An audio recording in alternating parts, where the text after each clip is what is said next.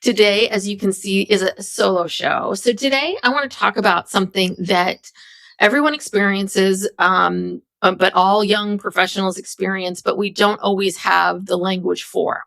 So what do you do when you have a manager or boss that does not give you psychological safety, who, makes you feel anxious every single moment of every day? You have a pit in your stomach, but you still need this job. You cannot leave. And I think this is usually where young people start to recognize and realize, like, oh crap, I'm an adult now and I'm going to really have to put up with this and deal with this. And it's hard. It's one, I think, of the most challenging parts about adulthood is, working for a place or a person or that doesn't appreciate you, that doesn't care about you, that treats you like garbage. And I'm constantly amazed by the people that run those kinds of companies. They always wonder why they can't retain people. So anyway, that's a different topic and a different episode. So before we dive into how do you do all this, as I've mentioned many times, I am a Gen Xer. So when I was coming up, we did not have this language at all. We did not talk about psychological safety. It was not something that was talked about. We would talk about having a hard boss or someone with a difficult personality. And most of the time, the advice that you got was simple, right? Which was keep your head down, shut up, do your work, be grateful you have a job. And if it's unbearable, leave. And there was this unspoken belief that suffering was part of the path, right? You paid your dues, and paying your dues means humiliation, enduring humiliation, or swallowing your feelings, or proving you were tough enough to survive. And my first career, as I mentioned before, as well, is I worked in Hollywood. And if you've ever worked in that world, you know that there are a lot of things in that world that are normalized. And so back in the 90s, to be yelled at, to be treated poorly, to be berated, treated like you were disposable when you were an assistant was very, very common. And, the thing about being an assistant in that industry is that I'll be honest with you, if you have a certain level of intelligence and some common sense, you can do these jobs. These jobs are not hard. They just require you. The job itself really required constant focus. It required precision. It required, being able to juggle a million balls at the same time, because you've got, back then it was the phone, right? You got phone calls coming in. You've got this person and this person and this person. It was this you were constantly being harangued, and you had to learn how to deal with everything coming at you and constantly reprioritize. Okay, this is the new thing I need to work on. This is the new thing, without dropping any of the other balls. Trust me. So God forbid you keep all 99 balls in the air, and the one mistake that you make, you drop one, and suddenly you're this incompetent idiot. And, I never really dug in at the time about, why this was happening. I believe that for a very long time, there was this real belief that that's how you learned, that this was character building, that it was almost like, I'm going to weed you out. If you can't handle being yelled at by someone, I'm going to, that means that you move away because this isn't the industry for you. That being screamed at is just, part of the culture. So that should toughen you up. And I remember thinking, why is this considered paying your dues? Because that was a big thing. It was this idea of, your boss had been yelled at 10 years earlier, so now they get to yell at you. And this is all under this belief that you're paying your dues. Here's the thing. You're already, when you're someone's assistant, when you're at the bottom of the food chain, you're already paying your dues, because you are doing all of the grunt work that nobody wants to do, and you're making far less money than everybody else. That's how it means to be at the bottom of the hierarchy. But it should not mean having to endure psychological warfare every day. And so when younger generations say things like, I don't think it should be like this, I get it. I feel it. Because just because something was normalized, just because it was something that I endured, didn't mean it was okay, and it didn't mean it was healthy. So let's talk about what we're talking about today. Let's define it. So the term psychological safety was coined and researched extensively by Amy Edmondson at the Harvard Business School. And so she defines psychological safety as a shared belief that the team, your group of people, right, the people you work with, is safe for interpersonal risk taking, right? So she describes it as a climate where people are able to feel that they can speak up with their ideas, their questions, their concerns, or mistakes without fear of punishment or humiliation. And she's also very clear that psychological safety is not about being nice, and it's not about lowering your standards. It's about creating conditions for people to best learn and to grow. And what we understand and know so much more now is that shame and blame and humiliation and all these things, toughening someone up, yelling, it doesn't do it. It just makes people scared, and it just messes with your system. And we'll talk about that in a minute. So the thing about psychological safety is it doesn't mean comfort. It doesn't mean people are going to make you comfortable every step of the way. And a couple of weeks ago, I did a solo show on comfort and discomfort, and so what's kind of happening in our culture right now in the world, where we sort of see safety and being treated well and niceness as right, like that is always the way to go, that you always need to be nice, that you always need to be, it's like, no, you can be tough on someone. You can demand or want from them, to challenge themselves to, if someone sees that you can do better work, that absolutely is important and an important part of being a good manager, good boss, good parent, any of those things. But it's really understanding the difference, right? So psychological safety does not mean comfort. It means predictability. It means that if you make a mistake, you're going to be corrected, not humiliated, right? So it means that if you ask a question, no one's going to say that's a dumb question. People are going to say that's a great question. Let me explain. So, it means that you can go into work and say, I don't understand. I don't understand what's going on. I don't understand this. I don't understand that. And your manager, the people around you are going to be supportive, right? So what is happening is that this is your nervous system knows when things are not safe, when things aren't working. So when you work under someone who is unpredictable, who is shaming, who's dismissive, who retaliates, your brain interprets that as a threat, right? Your amygdala activates, your body moves into protection mode. You might notice your heart racing before meetings. You might rehearse what you're going to say like 10 times before you say it. You might freeze when a question you absolutely know the answer to, right? And they ask it and you just freeze. You might ruminate for hours about the smallest interaction. This is your nervous system trying to make you feel safe. This person and their behavior is unpredictable, erratic, not rooted in reality, and sometimes not rooted in what's really happening. So it creates for us, our nervous systems are like, wait, I can't predict this person. I don't know what's going on. So part of how we are as humans, I've talked about this before, we are wired for survival, and survival means that you have to be on high alert. So what happens is people start becoming on high alert. And I remember that first year I worked in LA, I was on high alert. I didn't realize it at the time, but my nervous system was all screwed up from we didn't talk about pits in our stomachs back then, but I had one and I didn't know how to name it. And the thing is that this does not mean that you're weak. It doesn't mean that you're too sensitive. It means you're human, because your nervous system is responding to social behavior or danger, right? Our brains are wired to treat social rejection and humiliation as threats to our survival. So, if you feel anxious before, every meeting that you have with your boss, that's data, that's information. That's your system is telling you, I don't feel safe. And what's so interesting about this, we talk about the generations here. If you're Gen Z, you likely entered the workforce during or after the pandemic. So many of you probably got, did not get a lot of these informal, modeling moments of how to be at work. You were raised in a culture that talked openly about mental health and accountability. And I know many of you went into the workforce to realize, like, oh my God, my boss is shaming and chaotic.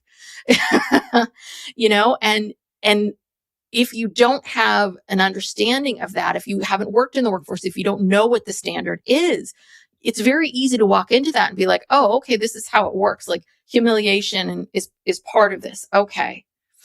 If you were a millennial, right? Many of you internalized the belief that your worth is tied to productivity. So, right, for many millennials who had unsafe bosses, that what they would do is they would overfunction, they would overdo. They'd stay later, they triple check everything, right? You blame yourself first. And what we've seen with that is many, many millennials burning out hard, a lot, really burned out. I often say millennials have had the hardest of times. Right. And if you're a Gen Xer like me, we minimized everything. We are sarcastic. We told ourselves, this is just how it goes. We numbed ourselves. We endure, right? That's our badge of honor. We endure everything. We just carry all the stress in our bodies. Different generations have different narratives about how to see this particular situation, how to see a toxic boss. But our nervous systems are universal because we are people. So what do you do if you can't just walk away, right? Because this is one of the things that's really hard about this is, work stuff is so hard for us because it taps into our survival. We need this job because it gives us money so that we can have a home, so that we can eat, right? So it very much taps into that. And it's very difficult when you are in a situation where you feel like I can't walk away. So what do you do? Okay.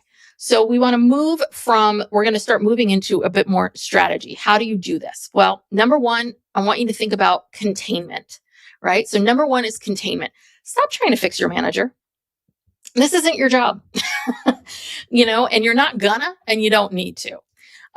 So what you want to do is you want to study them. You want to see who they are. You want to see what triggers them. You want to see yourself like a journalist or a anthropologist where you are like, ooh, look at me. I am coming into this company and I'm going to watch the boss do their daily rant about X, Y, and Z, right? What happens when you do that is you take a few steps back. You're allowing yourself some distance from that other person, because when we're observing something, we're not putting ourselves in there. We're not even part of that. And so you have to see that with your boss too, because quite frankly, whatever they're ranting about, whatever they're freaking out about, whatever that is, it's got nothing to do with you. It's got nothing to do with you. And, it's got to do with them, and you want to start there, right? So study them, understand them, get them. What do they reward, right?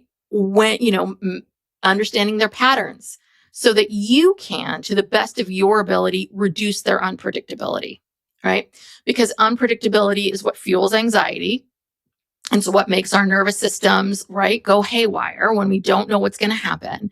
So you find as much predictability as you can. You can't control their behavior, but you can control how you see the behavior, right? So you want to contain it. So this isn't about becoming like a different person. It's just really about becoming observant and treating your environment more as data and information than your worth, right? Of how you see yourself. So the second thing that you want to do is clarity, right? Ambiguity is gasoline on an unsafe fire, right? So reduce that when you can. After meetings, always send your boss a brief recap of the email. Confirm deadlines. Do it in writing. Ask directly, like, what does success look like in your eyes on this project? And write it down and put it in an email and follow up. Everything needs to be in writing. When expectations are written down, goalposts become harder and harder to move. It's not, and I think that sometimes people think documenting everything is like a traumatic thing to do. No, it's strategic. Both my father and sister are attorneys, and I grew up around this.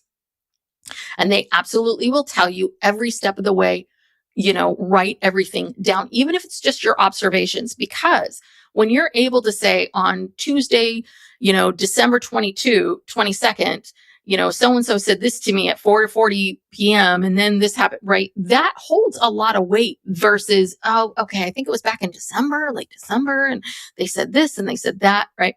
So that's why you want to get as much as you can in writing. Okay. So the third thing that you want to do is you want to borrow or find safety where you can. So if your manager can't provide it, find it elsewhere, right? Find another mentor in your department, build peer alliances with teammates and other peers, get feedback on your work from someone whose judgment that you trust. You can work with a therapist or coach. I cannot tell you how many clients that have come to me over the years and talked to me about how much they hate their bosses and what do I do and how do I do this? So getting that psychological safety, it doesn't have to just come from one person. It doesn't have to just come from them. You can find it in other places. So that is very important, is you want to validate your experiences by people that you trust and that you know are going to be honest with you. All right. The fourth thing you want to do is you want to create emotional boundaries. So you do not owe an unsafe environment your vulnerability. So I know a lot of times there's a lot of talk about, bringing your whole self to work and being authentic. And I am a big believer in that, but you cannot have vulnerability and true authentism, being authentic, right? You cannot have that unless there is trust. And so that's a big thing, is if you're not in an environment where you feel like you can trust people, or it's not completely 100% trustworthy, authenticity, you might be an authentic to yourself, but it might look a little bit different. It might be warm, but a bit more contained, right? You are going to be respectful, but not share too much. Or maybe, maybe it's about self-disclosure, but self-disclosure with a lot of discernment, with a lot of that, right? You want to be strategically authentic because that's what's going to protect you in the end. Because the thing is that I want to go a little deeper into this identity protection, because this is the fifth thing. Because this is where the real erosion of things start to happen, which is when you are constantly criticized, when you are interrupted or dismissed, or, and you start internalizing it. Maybe I'm not cut out for this. Maybe I'm too slow. Maybe I'm too sensitive. Maybe everyone else can handle this. They're better than I am, so I should just give up. So you've got to separate the feedback that you're getting from your boss or these other toxic people from who you are, your identity. Feedback is about behavior in a context of something happening. Identity is about who you are as a person, right? And these are not the same things. Missing a detail in a report does not mean that you're incompetent. A question that, you could have easily Googled and answered yourself doesn't mean that you're stupid. Right? A different communication style than someone else does not mean that you don't get it. You're deficient in some way, shape, or form. So what I want everyone to do, if you haven't already, is I want you to create, you can call it a lot of different things. Some people call it a reality file. Some people call it your badass file or list, but essentially and I do this for myself as well, start saving all positive messages, positive emails that you get when someone praises you for something that you did really well. Any, glowing reports that you're getting, any, year-end review things that you're getting, any of that. It's very, very impossible, because what those emails do and what that feedback does is that when you're in that kind of shame spiral, you're not able to access, right, that kind of evidence in your brain. You aren't able to see this. You only see yourself as incompetent. So that's why you have to pick up that file, open up that file, and look at all the things. And then you will be able to see, your brain will be like, oh, okay, that's right. I got it. I am not an idiot. I have letters on my desk from former clients that I helped over the years. And trust me, when I'm like pulling my hair out and wondering, what am I doing? How do I do this? That's what I pull out. And it reminds me of why I'm doing what I'm doing and who it's there for. All right. So let's talk a little bit about discomfort and harm, because as I was mentioning earlier, there are times where we have these bosses and people in our lives that are, just have really, that are kind of tough, and they have really high standards, and that can feel very intense. And they might have high they might be expecting a lot from us, and that can feel very difficult and make us feel uncomfortable.